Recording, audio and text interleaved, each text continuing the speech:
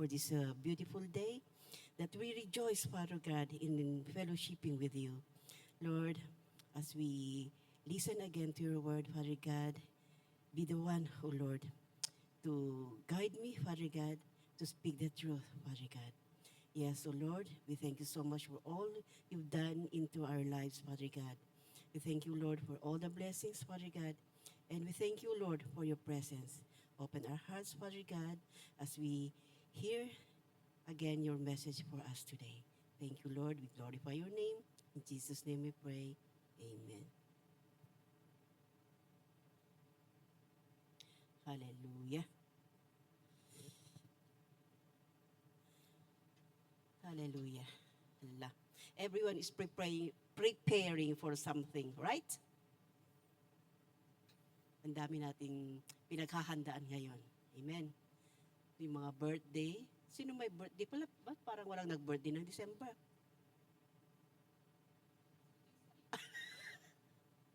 Inuunahan niyo ako. Yes. So, ang dami nating pinag-prepare, no? Mga our past activities, we prepared for them. We have our practices and everything.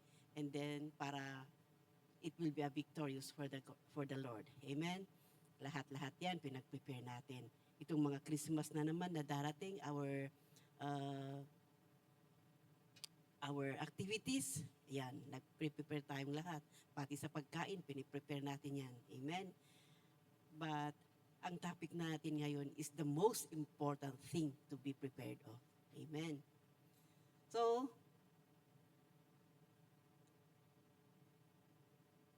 are you ready for the coming of Jesus?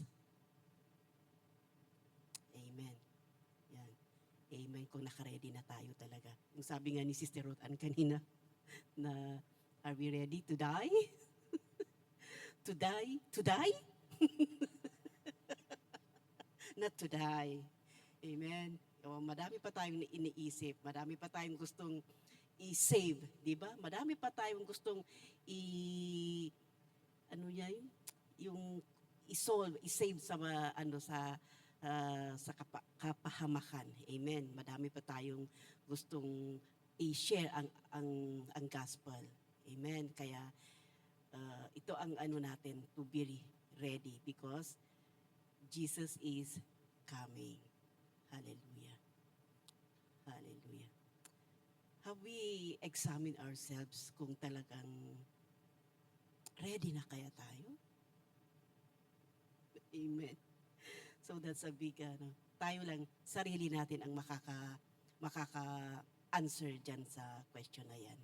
But ang ano natin is, we are aware that Jesus is coming. Amen? Talagang hindi natin alam yan. Hindi natin alam kung what time or what day, whatever in our life, but it is near that Jesus is coming. Hallelujah. Kaya ang pag-anunan natin ngayon is our selves. Maghahanda na tayo. Amen? Kasi pinaghahandaan nga natin ang mga whatever events dyan or whatever na darating sa atin, ipinag-prepare natin. Pag may bisita tayo, we prepare the house, we clean the house, everything gusto natin maganda, maayos. Yan. So, sa pagdarating ni Apo, ni Jesus Christ, ganun din sana ang gawin natin sa ating spiritual life. Amen? Kaya, in these times, parang, yung bang, we come, oh, hallelujah. Talagang magbow tayo sa Panginoon. We kneel down and yung talagang we pray na siya lang talaga ang ating concentration, ang ating focus sa ating buhay ngayon. Amen? Ang dami nating gagawin talaga. Starting from our own selves. Ang dami nating gustong ilista dyan and we gonna tick kung nagagawa natin. Amen? Because in doing this, we start really from our own heart. Yung if we are really waiting for the coming of Jesus. Hallelujah. So, ano ang nasa isip natin when we hear the name of Jesus? Savior. Yes, madami, di ba? He is our Savior. He is our Redeemer. He is our Messiah, the Savior, Conqueror, di ba? Deliverer. So, everything, So, the name of Jesus is the powerful name above all. Yung kinanta natin kanina sa devotion, that it is the greatest name of all. Hallelujah. It is true because using the name of Jesus, we can attack the works of the enemies. Amen? Yung uh, the testimony of Brother Aldred noon about that chirping insect. And he used the name of Jesus to patahanin yung na yun, and gumana na na yung pagdi-disturb sa kanya. And yeah, everything in our situations in life, we speak the name of Jesus, and may mangyayari talaga. Amen? Because the name of Jesus is powerful. Hallelujah. Hallelujah. Yeah, when we hear the name of Jesus, it reminds us of the cross. Amen. Kasi tanging si Hesus Kristo lamang ang naipako sa cross na namatay para sa ating lahat, para sa sanlibutan. Amen. Siya lang tangi ang bukod tanging nakagawa ng ganun para sa atin. Hallelujah. The powerful name of Jesus in Acts 4:12.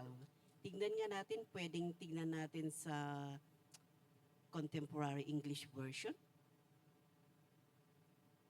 Acts 4:12.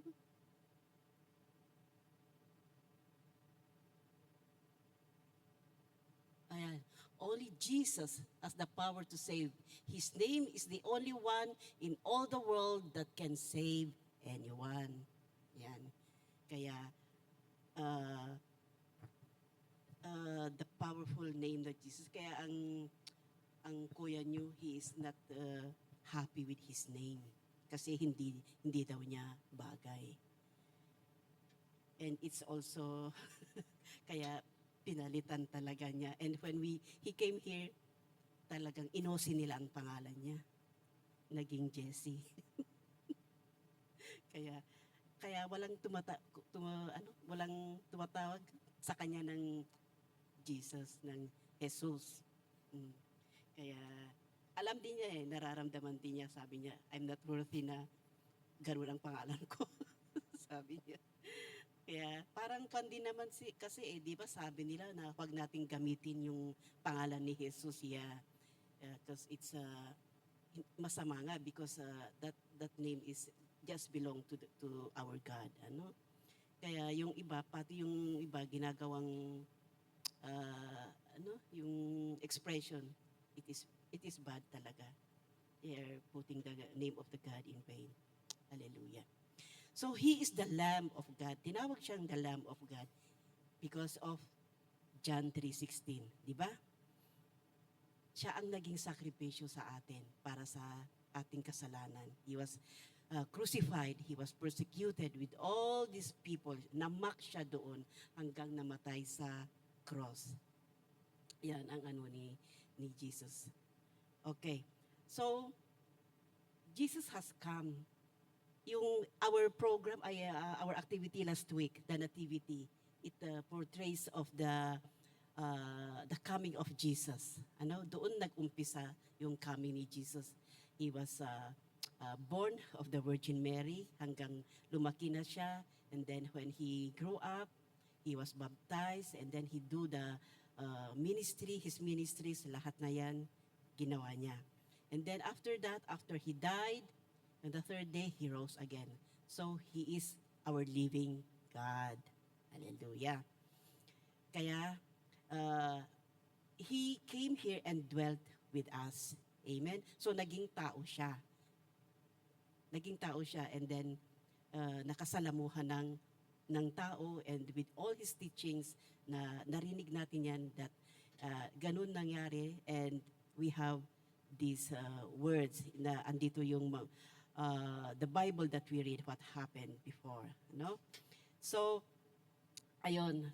So he died, he rose up, and he's in the throne of the Father. He's seated at the right hand. Ayan. So ang hinihintay na naman natin is His second coming. Amen. So ano ang sabi ni Jesus in Revelations 1:8? Revelations 1 chapter 8.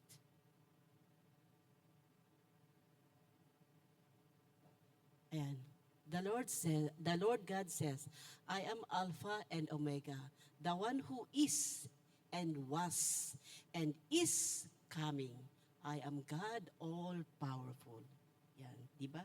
Siya ang Diyos, ang ating Panginoon, the God of yesterday, today, and forevermore. Nag-iisa ang ating Panginoon. Amen. So sabi doon sa Revelations 22, verse 12 to 13.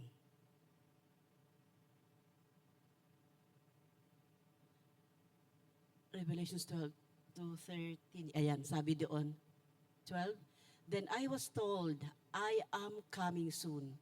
And when I come, I will reward everyone for what they have done. Mhm. Ayan, inulit-ulit, I am the Alpha and the Omega, the first and the last, the beginning and the end. So, pag darating ang ating Panginoon, we will be rewarded. Sabi niya, my reward is with me. Sabi niya, I will give to everyone according to what he has done. Ayan. Yan ang ating ilagay sa ating isip at sa ating puso. Kung ano, habang nandito pa na tayo na nabubuhay, we think, i-ano natin sa puso natin na pag namatay na tayo, matatanong tayo kung anong ginawa natin dito sa ibabaw ng mundo. Amen? Kaya habang andito pa tayo na nabubuhay, gumawa na tayo ng mga kagustuhan ng ating Panginoon. Amen? We try to live a godly life because that is what the Lord wants us to do. Kasi gusto niya na babalik tayo sa kanyang kaharian. Amen? So this, the coming of Jesus is, it emphasizes our readiness. Yung re-ready natin, ano nung Tagalog no? Pagkahanda. Amen? And our hope na siya ay babalik because He is our God of hope. Tapos yung sabi niya sa atin, His command to share the gospel. Amen? So we must be ready. We must be actively ready. Hindi yung just a passive waiting. Matatalo ka doon kung nag-wait ka lang na wala kang gagawin. Amen? So, in sharing the gospel, in learning, hearing the gospel, ito ang magagamit sa atin to do what is need to be done. Amen. So in Acts 1 verse 11, Acts 1 verse 11,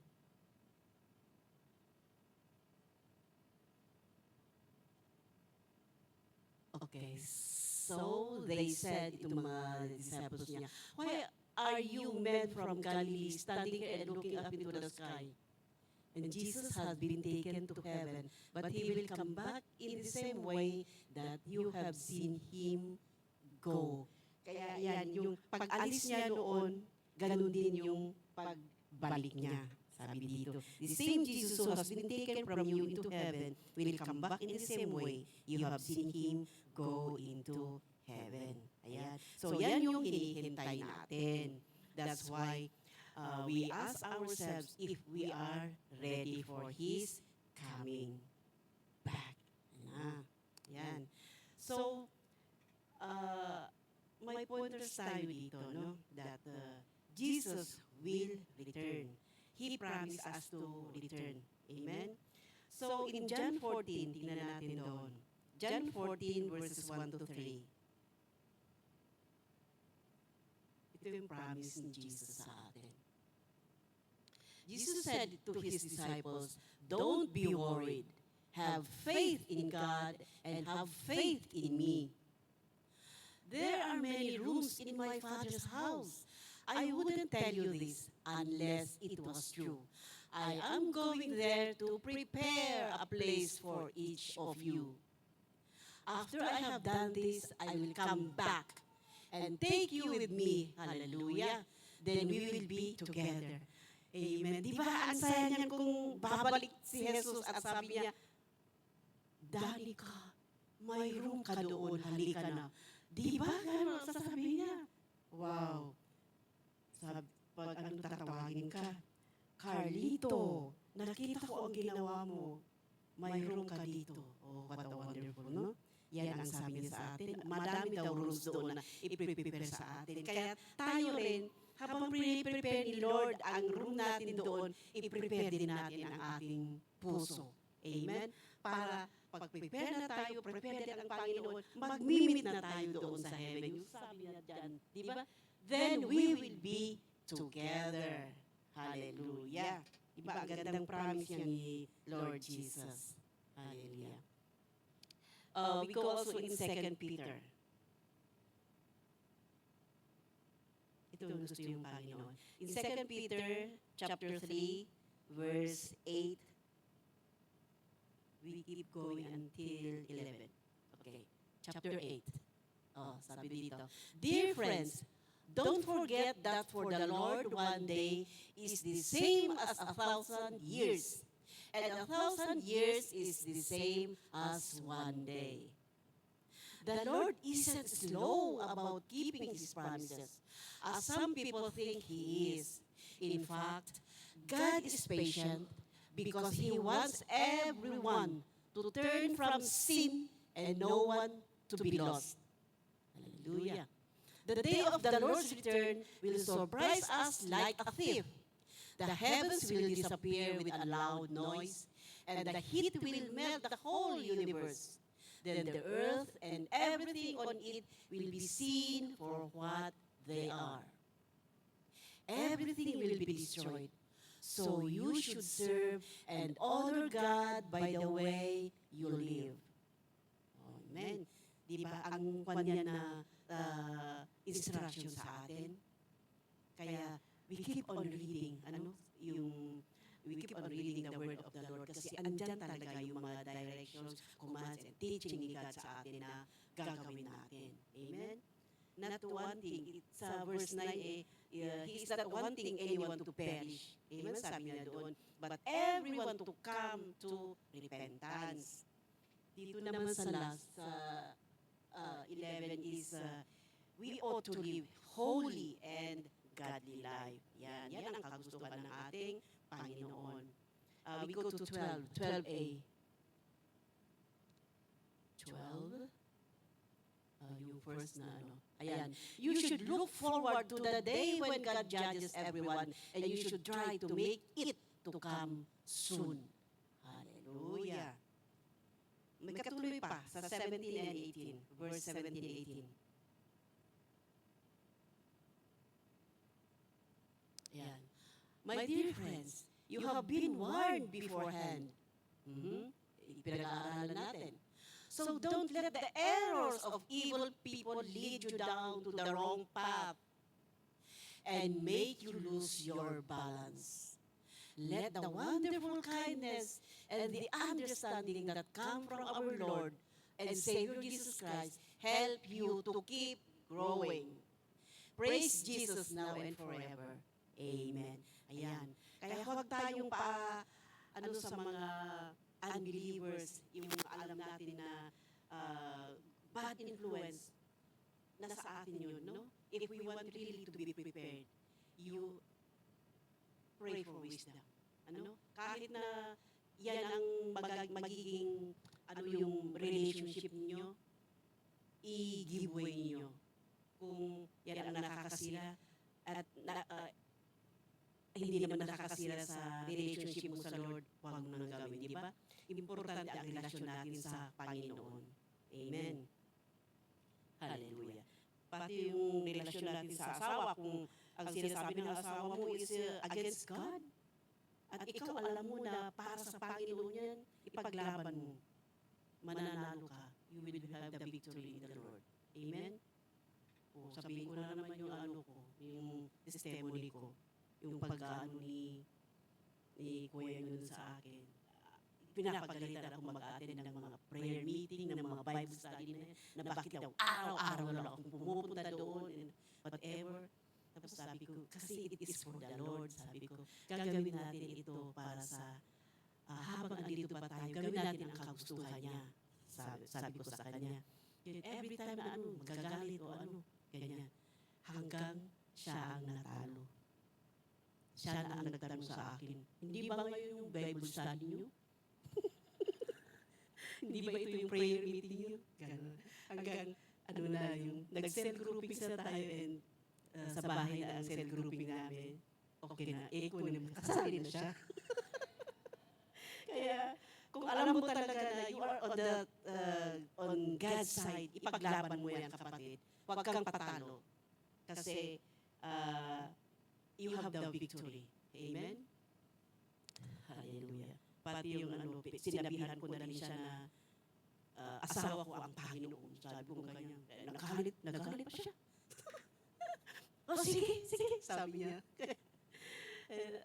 Maybe, and you pray also, pinipray ko siya. Kaya parang naiintindihan niya rin, bit by bit, it will come to pass na maano din niya, marirealize niya siguro. Kasi nag-share na din siya. Ayaw lang magpa-picture kahit ninanakawan ni Sister Gianna sa picture. But what is good is nakikinig din siya doon. Praise the Lord. Kaya, ayun. We do what is good, what is right in God's eyes. Amen. Huwag tayong matakot. Ipaglaban natin. Kaya sabi ko noon, umiiyak ako. Sabi ko, kung ganito, kung siya ang pakikinggan ko, what will happen to me? Sabi ko ganyan. Kaya, kung siya siguro ang pinakinggan ko noon, hindi na siguro ako nagtagal dito. Kung yung isang Jesus ang pinakinggan ko. But I heard the real Jesus. Amen. Hallelujah. Okay, so signs and be watchful. So there will be signs, but believers must be ready at any moment. At any moment, sabi dito. Like the wise virgins with oil for their lamps. Alam natin yung parable of the 10 virgins, di ba? Yung 5, may oil sila. Yung iba naman, may oil sila with, anong tawag doon? With extra oil. Because they think na baka mawawalan sila ng oil habang naghihintay sila sa bride. Amen? So those are yung mga talagang they are preparing for the Lord. So anong ginawa ng mga 5? So they are relaxed. May naman sila, may oil na yung lamp nila. Yung iba, yung 5 naman, they have their spare. Para pag ganun nga, mauubos na, meron silang ilalagay ulit.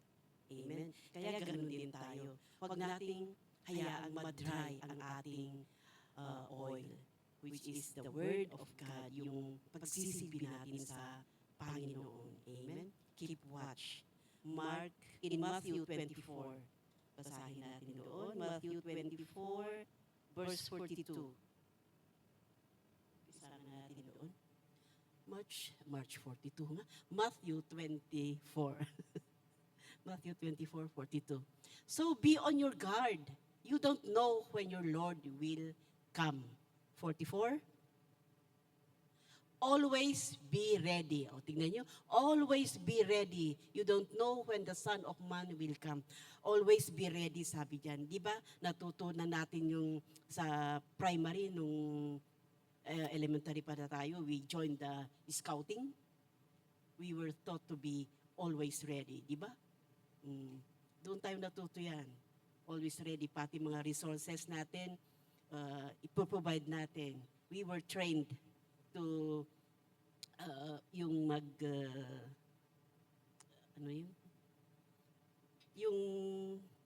be a resourceful. Amen? Kaya, being ready at all times. Hallelujah. Okay. Another, we go to Matthew 25. Matthew 25, verse 3. 3, 4, 5, 6. Matthew 25:3. Ay, yan na pala. The foolish ones took their lamps but no extra oil. In verse 13, sa verse 13, ayan. So, my disciples, brethren, always be ready. You don't know when the day or time when all this will happen. Hallelujah. Another in Matthew, ito pala yun. Okay. Another in Luke, in the book of Luke, chapter 21, 25 to 28. Luke 21, 25 to 28. Okay. Strange things will happen to the sun, moon, and stars. The nations on earth will be afraid of the roaring sea and tides, and they won't know what to do. People will be so frightened that they will faint because of what is happening to the world. Every power in the sky will be shaken. Then the Son of Man will be seen coming in a cloud with great power and glory. Amen. Ayan, di ba? Lahat sinasabi dyan, be ready. Maghanda-handa na tayo. In verse 34,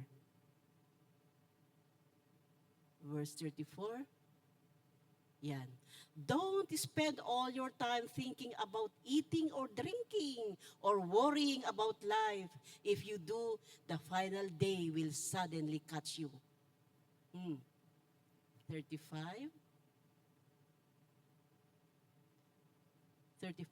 Okay. Will catch you like a trap. That day will surprise everyone on earth.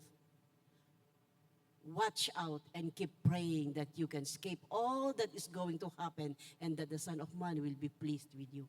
Di ba nakikita natin yung nangyayari ngayon? Kaya ang iba, yung wala pang relasyon sa Panginoon, they are so worried. Amen? Kung yung lagi silang nagbabasa ng what is happening around the world. Paano na? Ito. And about those science, about narinig naman natin about that Bondi Beach, what happened there. It so happened. And then, it happened to UK, it happened to US, Canada. Everything is na yan. Kasi naumpisahan na ng isa, in every nation, gano'n na ang mangyayari. We don't know what happened to our prime ministers na pinayagan na gano'n. Hindi nila nakita yung effect. But it is really happening everywhere. Fire everywhere. Yung mga sunog-sunog nangyayari na kahit saang sulok ng mundo. Amen? Itong mga earthquake na yan, itong mga in the government, itong mga nangyayari sa government, it's really happening. Lahat ng na prophesy, lahat ng mga sinabi dito sa Bible, it is happening. Amen. So, hope and joy. Andyan naman ang ating God of hope. We will be hopefully joyful. Yan. So, His return means eternal life with Him. A joyous event for believers. Amen. Tingnan natin yung about rapture. In 1 Thessalonians chapter 4. 1 Thessalonians chapter 4, verse 16, 17, and 18. Ito. With a loud command and with a shout of the chief angel and a blast of God's trumpet, the Lord will return from heaven. Then those who had faith in Christ before they died will be raised to life. Next, all of us who are still alive will be taken up into the clouds together with them to meet the Lord in the sky. From that time on, we will able to be with the Lord forever. Yan. Amen. Kaya talaga pag gawin natin ang kagustuhan ng Panginoon, sasama tayo sa Kanya. Amen. Gusto ba natin yon? Amen. Lahat ng ating pamilya, di ba, we cry for that, nga gusto natin walang maiwan. Amen. So, gawin din natin ang ating role na to be prepared. I-prepare din natin ang pamilya natin, hindi lang ang sarili natin. Amen. So, keep praying and keep praying kahit na saan man o anong oras man. At we pray for wisdom in everything, in every day. Ano?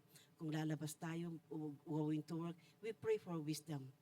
We pray for God for protection and covering para ilayo tayo. We pray for infilling of the Holy Spirit para yung yung ating pag-iisip is yung mabuti ang papasok sa ating isipan. Amen? At sa ating puso.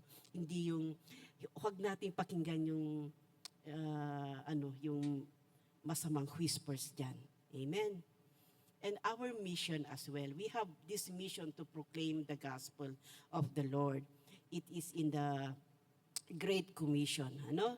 We believers are to share the good news and live godly lives while waiting. Yan. While waiting, tayo, gawin natin ang kagustuhan ng ating Panginoon. Huwag tayong mag-relax-relax na papunta ng mga parties or whatever, mga gatherings dyan, mga nakikinig ng mga music na secular music, no? We try to listen to praise and worship songs, the Christian songs. Amen? Ganun ang ginagawa ko. Ako ng praise and worship songs. Ito na naman. Noon, kasi ang kuya nyo is naano sa country songs. No? Nagpapaano siya ng country. Ako naman yung praise and worship. Kung sino ang mas malakas. Ako, praise and worship, nilakasan ko talaga. Tapos siya naman, nakikinig ng sinasabayan pa niya. Kasi medyo maganda ang boses niya. Ako hindi kaya nakikinig lang ako. Tapos ayun na, sabi niya, pakipatay mo naman yan. O sabi niya. Ako din, bakit ko papatayin? Sabi ko ganyan. Sililipat ko sa kwarto, di naririnig pa rin niya. Hanggang pag naririnig nyo na nga sa simbahan yan, sabi niya sa church nyo, pati na naman dito sa bahay, sabi niya. Hindi ko pinapakinggan yung sinasabi niya. Sige, basta nagpapatugtog lang ako araw-araw. And it came to na naman na pinapabayaan na lang niya. Ayun, di naririnig din niya. Ayun. Kaya, ipaglaban ang kagustuhan ng Panginoon. Amen. And next is judgment. So the coming brings a final judgment, separating those with God and from without God. Kaya ayan, pag andyan na ang judgment, mahihiwalay na yung mga naniniwala sa Panginoon at yung mga hindi naniniwala. Hallelujah. Okay, so may key actions dito. Parang i-refresh natin yun. So, number 1 is spiritual readiness and repentance. Establish a relationship. Ito ang unang-unang gawin natin, di ba?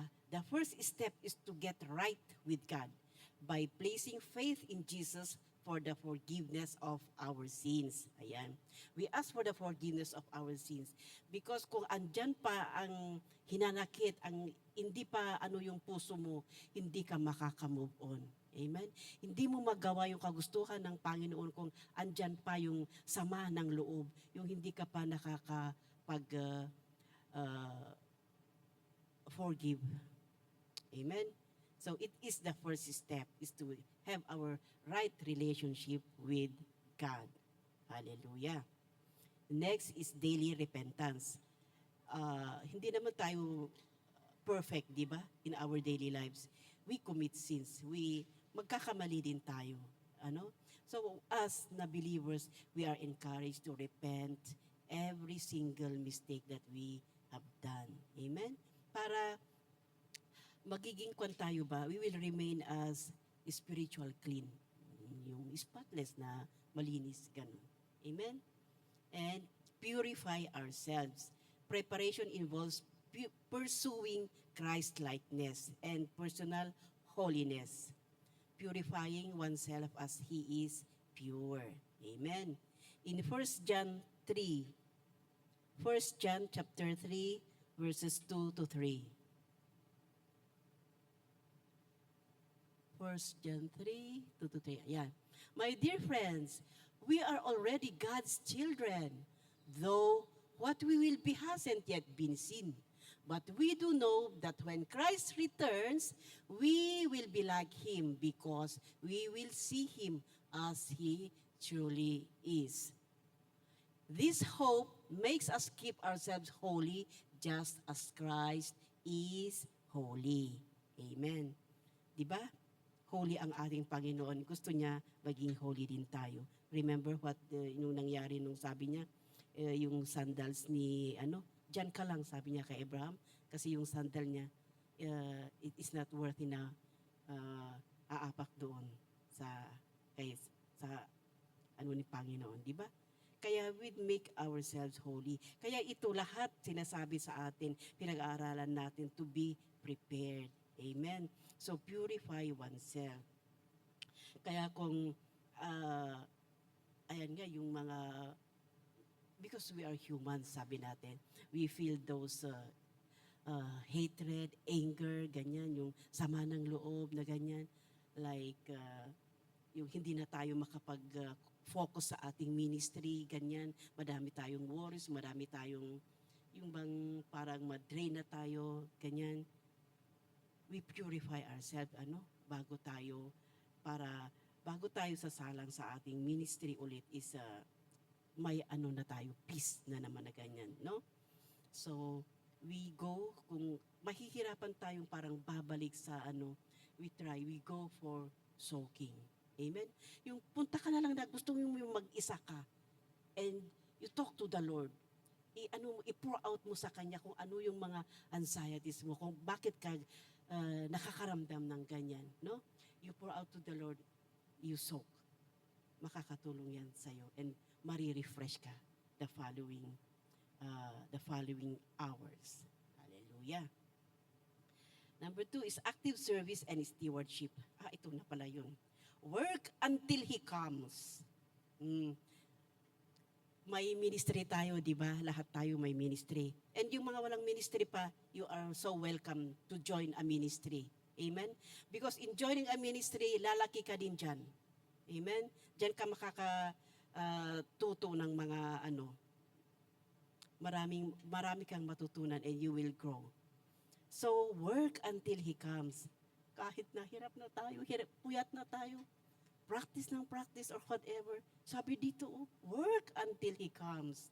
So, Jesus taught that followers should be active stewards, using their time, money, and talents for His kingdom until He returns. Amen. Tignan natin our bishop, our Supreme Bishop Moses, di ba? Kahit na may nararamdaman siya, nagda-dialysis siya, he goes to administer anniversaries. Tignan nyo yan, nahirap niya. Because he has a great faith. Gusto niya talaga i-work yung kagustuhan ng Panginoon. Until na babalik ang Panginoon habang nabubuhay pa siya, ginagawa niya ang kagustuhan ng Panginoon. Amen. And engage in callings. Participating in church callings or assignments is viewed as a primary way to prepare oneself and others for Christ's return. Yan. Nakakatulong din yan. Huwag ka namang mag-i-isolate mo ang sarili mo. No? You join para kasama ka sa pamilya. Para may kahit gawin kang yung back up sa mga kung ayaw mong magsalita, ayaw mong mag-action, kahit doon ka lang sa likod, yung tatayo-tayo ka lang, pwede na yun. Amen? Doon ka mag-i-start. In our cell groupings, in our prayer meetings, join. Diyan ka mag-start kung hindi mo pa ma-express ang sarili mo, join. Doon ka matuto. Our testimony here is Brother Edgar. Tahimik yan noon. Grabe. Parang ayaw niyang magsalita na ganyan. Ayaw niyang mag-testimony. Tahimik lang yan. Pero nung nag-join na yan ng mga prayer meetings, Bible study, tapos pinag-MC na ni Pastora, ayan, na ano na niya yung katawan niya, yung self niya. Tapos confidence niya, I mean. Tapos ano na siya, mag-exhort, mag-testimony. Alam niyo, hindi lang 2 minutes mag-testimony. Ang haba na nung nag-testimony. Tapos yun na, nag-ano na siya, yung may confidence na siya. And then, he joined, makikipagsalita na, makikipag-ano na yan. Ganyan lahat tayo. So, I'm praying for Brother Carlito also. Hallelujah! Bigyan natin siya ng coordinators. Give him a task. Pag andito siya na fly out, yes. Tignan natin mamaya, ano yan, mas ano pa pala sa atin. Amen. Yan. So, engage in callings. Uh, tulong tayo sa in helping our churches. Pagtulong sa outreaches. Amen? Tingnan nyo yung pag-ano natin sa outreaches natin. What happened to Nordam? They increase in numbers. Hallelujah. God is powerful, faithful. And Banbury as well. Wow, we pray. Yes, they are now having their evangelistic Christmas. And we pray as well for victory. Dadami sila din doon. Amen. And minister to others, helping the poor, relieving sufferings, and caring for those in need is also a central to living a Christ-like life in the final days. Amen. Number 3 is vigilance and study. Ito na, watch and pray. Ulitin natin ito. Believers are commanded to watch and remain alert to signs of the times, as no one knows the exact day of or hour. Hallelujah. Kaya ito, hindi natin nga alam kung kailan darating ang Panginoon, kung kailan tayo mamamatay, di ba? We don't know. Accidents happen everywhere, every time. Amen? Kaya, dapat na we command ourselves na prepare lagi. Amen? Pagising mo, mag-pray ka na agad. Mag-pray ka na ng forgiveness sa Panginoon. At yung bang lahat ng mga sama ng loob or whatever, i-clear mo na lahat. I-focus mo na yung sarili sa Panginoon. Worship Him. Kahit na nagdadrive ka, di ba? You can sing as well. Pastora sings pag driving. Amen? Kahit na work tayo, we can worship the Lord as well. Amen? Pero ako nga, hindi nga ako marunong kumanta, kaya naghaham lang ako talaga. Kaya sabi ng mga pasyente, oh, you are happy. Sabi, yes, I'm happy. Sabi, what makes you happy? Sabi pa ng isang pasyente. Sabi ko, oh, I'm happy because I'm blessed. I came back to work to clean your room. Sabi ko ganyan. Napasaya ko pa siya. Yes. Oh, maybe, sabi nung isa, oh, maybe I should also hum. Sabi niya. Kasi daw noon, yung biyanan niya, ganun daw. Sabi niya sa akin, you're like my mother-in-law. Every time he does something at house, yung naghaham daw siya. Maganda raw yun. Kaya sabi niya, nung narinig niya na naghaham ako, na-remind sa kanya yung in-law niya. Tapos sabi niya, ano kaya kung gawin ko din? You can, sabi ko sa kanya. Huwag kang malungkot, sabi ko, kasi andun siya sa may window, ang layo ng tingin niya. Sabi ko, huwag mong isipin ang sakit mo. Wala kang sakit, sabi ko sa kanya.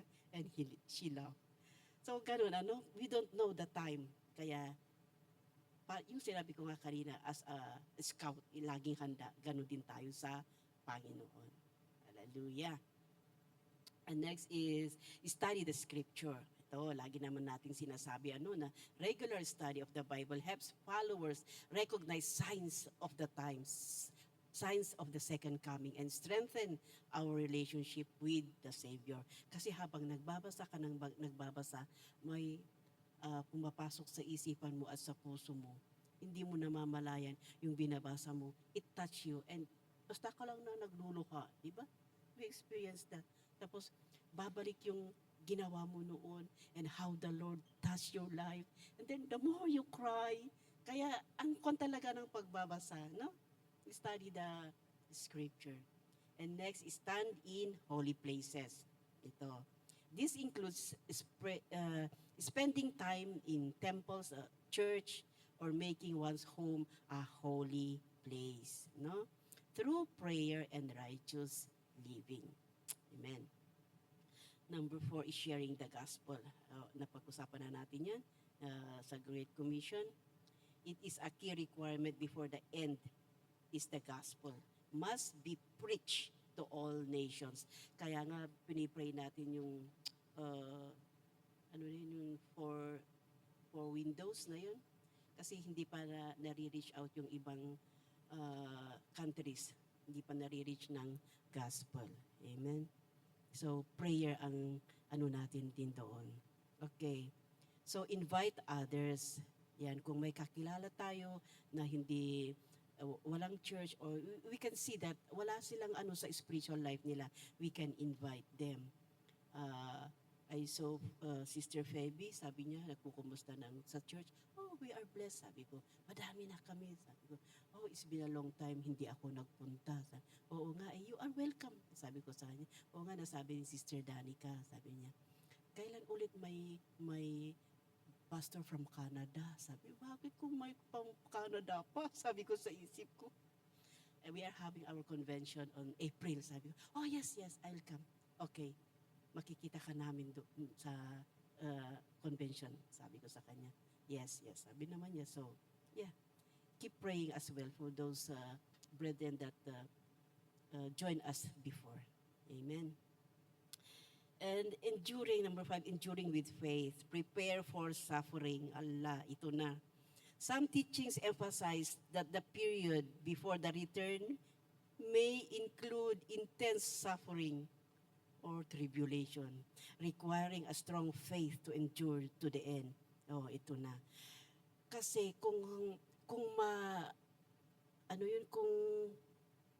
maliit pa ang ating paniniwala or very light pa, we are easily tempted. We are easily attacked by the enemies, you know? But if we have that great faith, yung paniniwala mo sa Panginoon, hindi kanila ma-attack agad because you have that faith. Amen? Kaya hindi ka maano mo yung sufferings na mangyayari. Amen? As if right now in these times, deception and temptations, ang dami talaga dyan na nangyayari. The good magiging bad, yung bad magiging good. Kaya we pray for wisdom. Because everything, may mga teachings pa dyan na tini-twist nila. Yung mga naririnig natin sa mga social media, be careful kasi may tini-twist nila yung mga ibang sinasabi nila. May nag-preach pa ng about tithing na yung kagustuhan mo lang daw. Sabi nila doon. They are not reading yung the whole na sabi ng Panginoon. Amen. And last is don't lose hope. Ito na, don't lose hope na mararating natin at makakasama natin ang Panginoon. Amen. Yun nga sabi niya kanina, He is preparing rooms for us. Kaya ang gawin din natin is to prepare while waiting. Amen. So despite itong troubles happening in the world, believers are encouraged to look forward to the second coming with happiness and blessed hope rather than fear. Huwag tayong matakot. No? Hope, blessed hope ang ating isa sa ating isipan. So, natin ang ating heart, be a forgiving heart, and obey His commandments. And lahat na itong pinag-usapan natin as a whole, prepare by living now as if He could come at any moment, embodying the Christ-like character He taught us. Amen. So, always be prepared. Death is anytime. It is unnoticed. Amen. So, ang ating gawin is be with Him. And be in Him and be with Him. Amen. sa Kanya lang tayo mag-focus. Yung sabi nga nila, sabi sa salita ng Panginoon, put your eyes in Jesus. Amen. Kaya para makaprepare tayo, we are really prepared in His coming. We focus our eyes on Jesus. Amen. So, yan ang turo natin ngayong linggo. That is the message. Okay, let us pray.